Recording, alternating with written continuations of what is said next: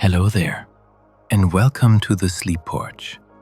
Tonight, we'll follow an art history student named Michael as he makes a rather informal dream visit to a very famous museum in Russia called the Hermitage. While he's there, Michael will not only get private access to one of the world's greatest collections, but he'll also meet some surprising residents. If this content interests you, please take a moment to like the video and subscribe to the channel. Your support motivates us to continue creating more meaningful videos. The Hermitage, after all, is nearly as well known for its resident cats as it is for its remarkable art collection. Tonight, these quiet guardians will become the gentlest guides a visitor could imagine. This story was written by Alicia Steffann and will be softly read for us by Arif. Before the journey begins, let's take a few moments to slow down and prepare for sleep. Settle yourself comfortably into bed. If you'd like to follow along with the relaxation, it helps to lie on your back for the next few moments. Once you feel supported, begin to ease your breathing. Let the breath flow naturally, gently extending the exhale to signal safety and rest to your body. By listener request, tonight we'll focus on releasing stored tension from the muscles of the face. To begin, simply bring your attention to your face and all that it does for you each day. It allows you to communicate, to express emotion, to eat and drink, to see, hear, smell, taste, and feel your way through the world. It is often the first thing others recognize as you. That is a great deal of responsibility to carry, and tonight, your face is allowed to rest. And perhaps we don't always give them the due care and attention they deserve, at least in terms of relaxing and resting all the little muscles there. So, let's make space to do just that tonight. Begin by simply noticing how your face is feeling right now. Notice if there's any lingering tension or any areas that feel particularly relaxed. Then, starting at the forehead, consciously relax and smooth this part of your face. If it helps, you can imagine a warm light bathing your forehead, softening any tension you feel there. Next, move to the eyebrows. We engage this area a lot when we're thinking, frowning, smiling. The muscles here tend to get involved in all of our expressions, so just consciously relax and soften the eyebrows too. And focus next on your eyes. With your eyelids closed, they have the opportunity to rest. If it helps, you can tighten the muscles here for a few seconds, then release. Any tension you feel behind the eyes can ease away with that warm, glowing light softly bathing the top half of your face. Perhaps you feel some leftover tension in your temples at the sides of your head. If that tension is particularly noticeable here, you could try very gently massaging the temples with your index and middle fingers. Continue moving your focus down through the face into the nose and the cheekbones. Again, take time to release any tension there, tightening those muscles, and releasing again if it feels helpful. Sense how your face is gradually becoming more and more relaxed. Now move your attention to your mouth and let the lips soften and entirely relax inside your mouth. Your tongue can rest gently. Finally, and perhaps most notably of all, your jaw. The muscles here are strong and particularly responsive to stress or frustration, and we often hold on to that tension here for long stretches of time. If it feels helpful to do so, you can intentionally tighten your jaw, gritting your teeth together for a few seconds, then releasing. Hopefully, you'll find that tension eases away when you do this. Just invite your jaw to soften and relax, with your teeth now slightly parted and your tongue resting comfortably. Your whole face is now welcome to relax and rest throughout the night. You've spent some time giving it the care and attention it deserves, and now you can move yourself into whatever position feels best for sleeping. As your mind continues to clear, make space to listen along and envision the calming scenes of our story. Begin to imagine a crisp winter evening. The streetlights have just flickered on, and there is a beautiful library dusted in soft white snow. This is where our story begins. The snow was just beginning to fall when Michael reached the library. As if enticing him to stay outside and play, the huge white flakes gathered all around him. They rested briefly on his shoulders and the arm of his coat, showing off their beautiful crystals for a brief moment before melting away.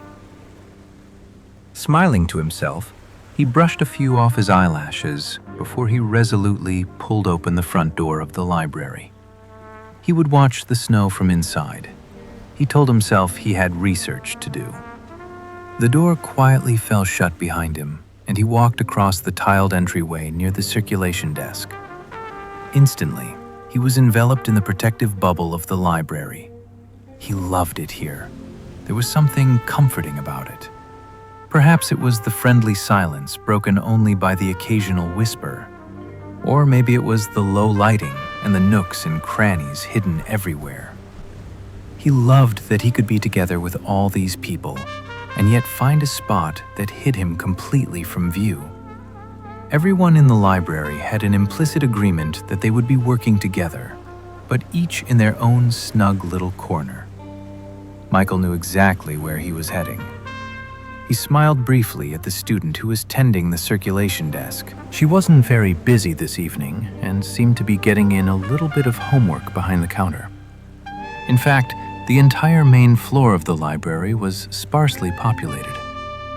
He spotted one or two other people curled up in a chair with a book or sitting at a table tapping on a computer. He made his way to the stacks and then walked the length of the outside row, traversing a long wall of windows on the other side. As he did, he peered outside, delighted by the view of the snowstorm. When he reached the corner of the first floor, he entered the stairwell and began to climb 1, 2, 3 floors. Just when he was feeling a little winded, he arrived. Almost reverently, he pushed the door open to his favorite place in the library. It was completely silent up here. He knew it was possible he was the only person on the floor. The heady scent of books was very noticeable in this area, which was filled with stacks of old tomes. Other parts of the library had slowly pushed out actual volumes for digital-friendly spaces, but the trade-off had been the loss of that library smell he loved so much. Here, his old friends still reigned supreme. That was why he used it as his study space. Making his way to a familiar row, he quickly identified the shelf he was looking for. With a practiced eye, he pulled a large ARC reference book from the shelf, parking the hefty volume under his arm. Then he continued on until he reached his secret spot, a comfy chair in the very back corner next to a large window. There was rarely anybody else in this seat. He assumed it was because nobody wanted to bother with the stairs and to be so far from the conveniences of the main floor. But to Michael, this was his happy place. He could think here. He could see what was going on outside and study unobserved. Settling himself into his customary nook, he paused for a moment, unmoving, to soak up the feeling of the silence and warmth inside. He loved how it contrasted with the increasingly heavy snowfall on the other side of the glass. Michael set his bag and his reference book gently on the floor, respecting the quiet around him. Then he sank into the welcoming embrace of the chair. Magic.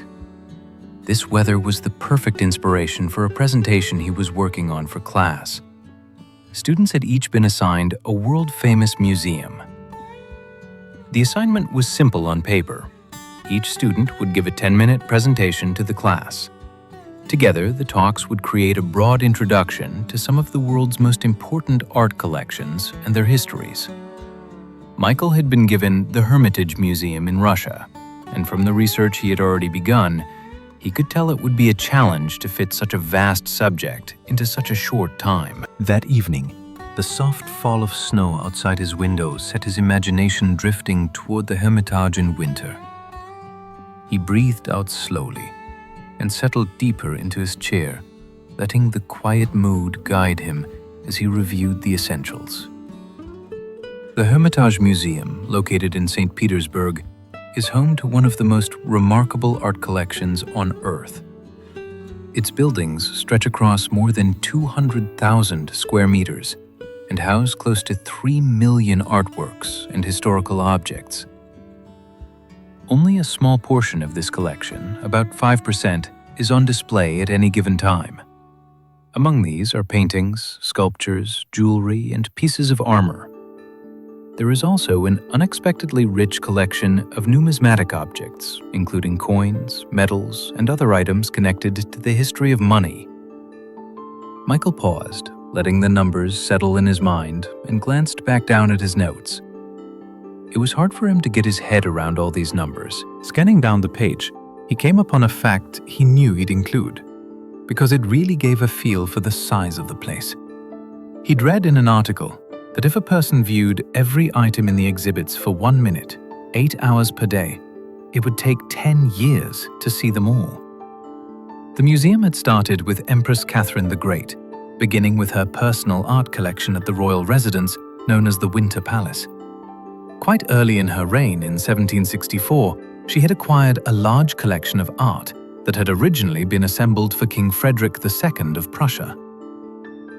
When Frederick had ultimately refused to purchase the collection he had requested from the dealer, Catherine gladly took the opportunity to swoop in and acquire it for herself. The Hermitage website itself characterized that collection as being of uneven quality. Apparently, the man who had rounded up the pieces for Frederick had not been an expert. It consisted of 225 paintings, mostly by Dutch and Flemish artists, with some additional works by 17th century Italian painters as well.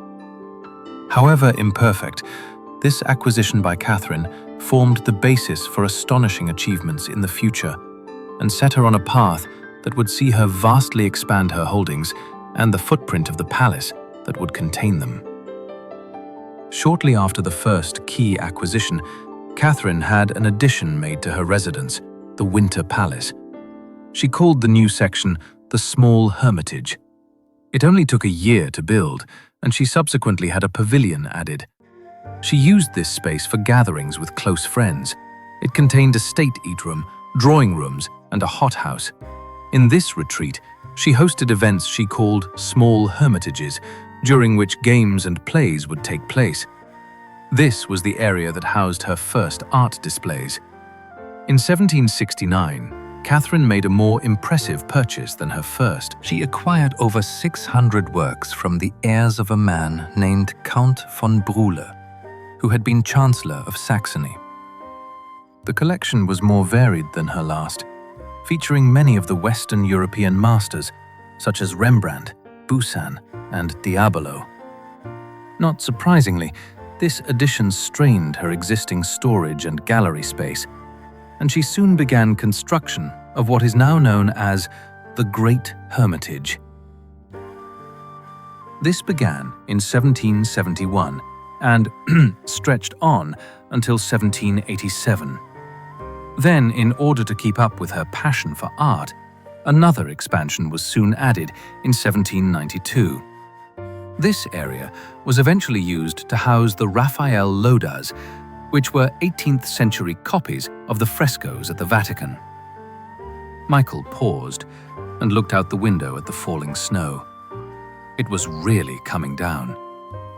He glanced back at his notes and realized he was going to have to summarize some of the additional history about Catherine's passion for collecting. It seemed she had kept buying up other people's collections en masse. He ran his finger down the list. She'd bought one from the heirs of Baron Pierre Croat in 1772. Then the Walpole collection in 1779, sold by the grandson of the former Prime Minister of England. This was a particularly notable collection because it had formed the basis of her Italian holdings. Then, in 1781, she had landed the collection of a man named Count Budvis, featuring more Dutch and Flemish masters such as Rembrandt, Van D.J.K., and Van Rysdale. Michael tapped his chin with his finger. Yes, he thought. He had read somewhere that the Hermitage had the largest collection of Rembrandt paintings outside the Netherlands. This was a memorable detail he'd be sure to mention to his classmates. You didn't forget a fact like that. In 1787, Catherine had shifted to an interest in sculpture, seeking out Roman and Greek pieces. This pursuit had continued.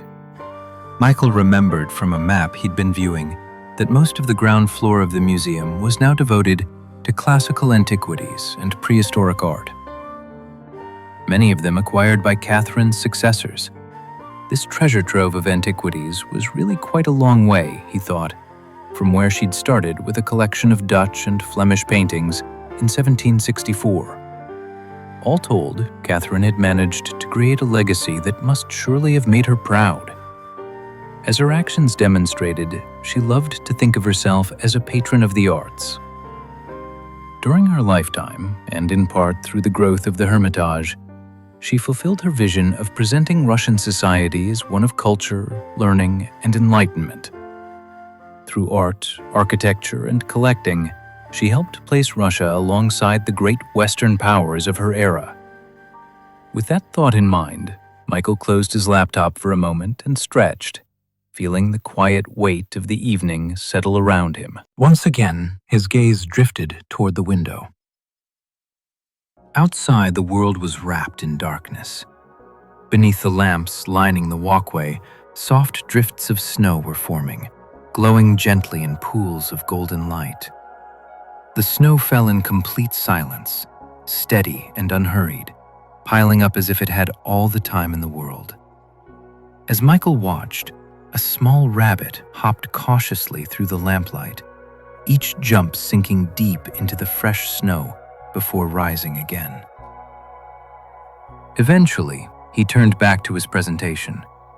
There was so much to choose from, yet he knew he could only mention a handful of extraordinary works, just a small sample of what the museum held. He lifted his laptop again and tapped a few keys, opening an article he had saved earlier. Slowly scanning down the list, he considered which pieces might best capture the spirit of the Hermitage.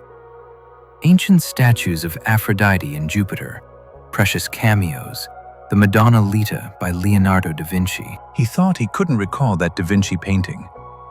Picking up the art history book he'd pulled from the shelf earlier, he flipped to the index and found the artwork in the list. Turning to the correct page, he chuckled to himself because the baby in the picture stared out at the viewer with a skeptical look. He put the book back on the floor and returned to the article he'd been using. There was a Madonna by Raphael, then a painting of Venus and Cupid by Lucas Cranach the Elder. He remembered that one. The Cupid had been yet another wise-looking little baby. These worldly infants seemed to be a feature of the era. He continued down the incredible list of works. Caravaggio, Velázquez, Titian. But then something really caught his eye. It was a mention of a display called the Peacock Clock, which had been obtained from London. He doubted this timepiece would be in his art book, so he searched for it online and a photo appeared. It was a stunning golden clock, apparently ordered for Catherine the Great by one of her favorite courtiers, Potemkin. Michael was riveted by this contraption and found himself wishing he could see it in person. His list of works was long enough now for the presentation, but just as he was about to close the formational page he was viewing, he saw a menu item that said, "Cats of the Hermitage." Cats, he thought. Was there an entire display about cats? Clicking on the link, he found the most surprising article unfolded before him. Apparently, there were more than 50 cats who lived at the Hermitage. They made their home in the basement and were allowed to roam freely throughout the courtyards using small cat doors in the service entrances. Intrigued, Michael sank further into his chair and kept reading. Apparently, the cats had been introduced to the Hermitage in 1745 by Empress Elizabeth Petrovina, who had founded St. Petersburg. According to the article Michael was reading from the Telegraph, she had issued a decree that year instructing her emissaries to go to a particular place renowned for cats who were good mouse catchers. They were told to find in Kazan the best and biggest cats capable of catching mice and send them to the court of Her Imperial Majesty, along with someone to look after and feed them. Later, Catherine the Great at first kept her private art collection in the basement. She'd reportedly joked once to her friend, the French philosopher Dado, that her paintings were enjoyed only by herself and the mice. So, it makes sense that she would have kept the cat population in place during her reign. With only a few historical bumps in the road that made life too difficult for the cats, they had almost always been there ever since. Nowadays, they no longer even had to work for their keep, as mouse control was handled by humans. Instead, they reigned supreme at the Hermitage, greeting guests outdoors, lounging about, and enjoying dedicated staff who took care of them. They weren't allowed in the galleries anymore, which seemed quite sensible, but they were known to roam around the offices and sing their feline songs through the vents. They could even be adopted, along with an official certificate. Since 2009, the museum had even observed an annual Day of the Hermitage Cats. Michael found himself smiling as he finished reading the article. What a delightful detail for him to add to his report, he thought. Then he sighed and rubbed his eyes a little bit. He was feeling rather sleepy, and the quiet warmth of the library tempted him to put down his work and rest for a minute. He told himself he would just take a pause and think about his presentation. Pushing the laptop and the textbook away from him on the carpeted floor, he leaned back and tilted his head to look out the window once more. The scenery had not changed. Like a snow globe, it continued to show him a pristine winter wonderland. He closed his eyes and imagined the snow falling in the square outside the Winter Palace in St. Petersburg. It would be grand. He thought the palace had been built in the Baroque style, favored by Empress Elizabeth. He had seen pictures of it, proudly keeping watch over the palace square with its row of statuary up high as its crowning glory in the austere white covering of the Russian winter. Its green and gold accents would look opulent. He imagined a clock would be visible above the main entrance, keeping time for the city. Tick-tock, tick-tock. In his mind's eye, Peter began walking across the stately expanse. He was heading toward the elaborate wrought iron gates in the very center of the Winter Palace. Just as he did, a black cat strolled into view and sat down before him, appraising him coolly. It was a sleek and shiny creature with green eyes that echoed the colors on the building. The cat held his gaze for only a moment before turning away, moving gracefully toward the entrance. Drawn in without fully understanding why, Michael followed as it walked with quiet purpose, its deep black fur standing out sharply against the pale winter snow. The cat slipped easily through a gate that stood slightly open. After only a brief pause, Michael stepped through as well. No one else was there. A quiet question flickered through his mind. Was he even allowed to be here? But instead of anxiety, he felt a pleasant, almost playful thrill. The gate was open, and that felt like permission enough. He moved forward, feeling light, as though he were drifting rather than walking, crossing the empty courtyard in a gentle hush. And then, without recalling the exact moment it happened, he found himself inside. Michael stood alone in the main vestibule. The space rose around him in soft grandeur, tall white columns lifting the ceiling upward until it seemed to dissolve into light. The room had a delicate elegance, something faintly reminiscent of an ornate wedding cake. The walls glowed in warm Baroque yellow, trimmed in bright white, while the patterned stone floor beneath his feet, shades of gray and beige, had been smoothed by centuries of footsteps, each mark a quiet trace of those who had passed through before. As Michael took in the grandeur of the lobby, the black cat reappeared and sat down directly in front of him, waiting for him to continue. "Oh, excuse me," he said aloud to the cat, as if to apologize for gawking. With a haughty demeanor, the black cat stood up again and disappeared behind a column to the side. Michael couldn't see where his companion had gone. It seemed to have vanished completely. As he craned his neck here and there, he saw a grand staircase and eagerly walked toward it. The white, shallow steps were carpeted with a rich red carpet runner. On either side, the walls of the staircase were adorned with fancy gold light fixtures worthy of royalty. At the landing of the staircase straight ahead, there was an elegant statue. In fact, statuary was also visible on the walls above and in the niches to either side. The entire area was full of natural light that streamed in from windows up high. This was a stairway that was made to impress, Michael thought. As he was approaching the steps, he was surprised to see a different cat stroll into the middle of the landing. This was a glorious, fluffy white one, and around its neck there was a red velvet ribbon that matched the carpet. The cat appeared very relaxed as Michael approached, gingerly, climbing the steps with silent footfalls. But just as he got close to the silky creature extending his hand, the feline turned and walked away. With a flash of white, it briskly ascended the next flight of stairs and disappeared. Well, Michael thought, so much for cats not being allowed in the galleries. Michael followed in the direction where the cat had gone. He was impressed by the amount of gold decoration all around him. He turned left and then left again. As he neared the top of the grand staircase, he looked up and saw that there was a stunning ceiling fresco visible up above. At the top, he saw that the gold and white decorations continued on the walls and the arches in the ceiling.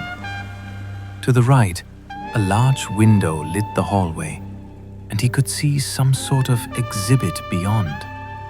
Straight ahead, through an open door, a large room held something displayed inside a kupala. But when he turned to the left, he saw his fluffy white friend waiting patiently for him. Behind the cat was a very long hallway and the suggestion of enticing exhibits. His guide began trotting in that direction and he followed. Michael walked through a pair of very impressive doors and found himself in a large, airy space. The cat had sauntered off to the side and was rubbing its ears on a pedestal that held a plaque. Michael turned his face upward and admired the enormous gilded bronze chandeliers. Vases stood around on pedestals, some quite large. The walls were lined with paintings of men in military dress. The cat seemed unimpressed by these fellows and casually hopped up on a nearby padded chair to begin having a bath. This contrast between the delicate cat and the military men amused Michael, and he found himself admiring his dainty white companion even more. As impressive as the room was, Michael wanted to see what was next. He peered down a long hallway off to the side, noting that it seemed to be full of wall coverings. Leaving the vases and the soldiers behind, Michael walked into a long gallery simply covered in tapestries. The light was streaming in from windows on the left, and smaller gold chandeliers hung in a perfect row from the ceiling. Michael stopped at a few of the tapestries, reading about the subjects, and learned that they were made in the 1600s. He had just finished looking at one of the plaques when he felt something soft on his ankle. He looked down to see a short-haired tabby cat winding around his legs. It was purring loudly. Delighted, Michael reached down and stroked the cat, which leaned into his leg even more. Then, in a bold move, Michael picked up the kitty and started walking to the end of the hall with it. The cat didn't seem to mind at all, resting comfortably in his arms. As Michael reached the end of the corridor, the cat gave a gentle push, hopped down, and skewered into the next gallery ahead of him. He soon found his newest museum companion resting comfortably on its side in the next room, which was filled with religious icons. The paintings shimmered softly in the low light, their gold backgrounds reflecting a quiet, steady glow. Michael paused to read the small plaques beside them. He remembered learning a little about altarpieces and noted that many of these works were Russian, dating back to the 14th and 15th centuries. Most of the collection continued through a series of rooms, branching off to the left. It was an impressive display, though Michael found it a little somber. The cat, however, seemed entirely unconcerned by the solemn mood. It rose lazily, stretched, and padded along beside him as he moved through the connected rooms. At the final doorway, the cat suddenly wove itself around his ankles, then darted away without warning. Michael turned slightly, looking for it, and before he realized what was happening, he had stepped into a completely different kind of space. This room felt brighter, airier. The ceiling soared high above him, and white and gold details gleamed softly from every surface. It reminded him of other grand halls he had passed through, but this one felt especially open and calm. At one end stood a marble fireplace, its pale stone cool and elegant, with a clock resting quietly on the mantel. There, sitting beneath the clock, was the tabby cat. It gazed up at the face, as if patiently waiting for the time to reveal itself. After a moment, the cat turned its head, then pivoted its body and walked past Michael. Without thinking, he turned to follow, drawn once again into the gentle rhythm of the hermitage and its silent guides. Michael caught his breath. In the middle of the room was the very peacock clock he had been reading about a little while ago. He realized he was in the pavilion. Michael slowly skirted the graceful arches and columns that lined the interior of the room and stood right in front of the glorious peacock, which rested in a beautifully detailed replica of a tree. Upon closer inspection, he saw that there was an owl there, as well as a cockerel. The trio were protected by a large glass house, where they stood poised for the mechanical dance they must surely perform at the right time. And even as he gazed upon it, that time magically arrived. The clock began to chime with tiny little bells. The cage around the owl rotated as the bird turned its head from side to side.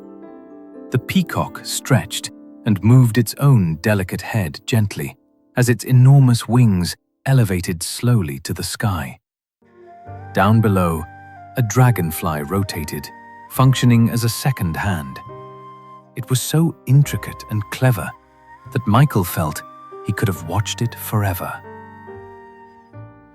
Behind the miraculous clock, he could look outside through tall, arched windows. The snow was falling thickly over the Neva River, a serene backdrop for the shining birds inside. Then, As Michael stood mesmerized, the clock finished its performance and gently settled back into silence. Michael didn't move. He didn't want to break the spell. But when he did turn around, he realized all three of his cat guides were there. The black cat, the white cat, and the tabby sat patiently as if to bid him farewell. He didn't feel ready to end his museum tour, having just seen a tiny fraction of the treasures within. But he sensed that the art was safe here, resting as it had for hundreds of years. And he felt certain that the cats would take care of it for him until he was able to return. Then Michael faced the window again, losing himself in the peacefulness of the falling snow. As the flakes drifted down and the scenes of the hermitage melted imperceptibly into the distance of his mind, he knew that he would have sweet dreams that night. Was it the palace embankment he saw? Or the walkway outside the library? Smiling drowsily, he felt that they were the same thing. Tick-tock, tick-tock. There would be more time to see the treasures of the hermitage another night. For now, it was time to sleep, in companionship with the cats who would be keeping watch over them.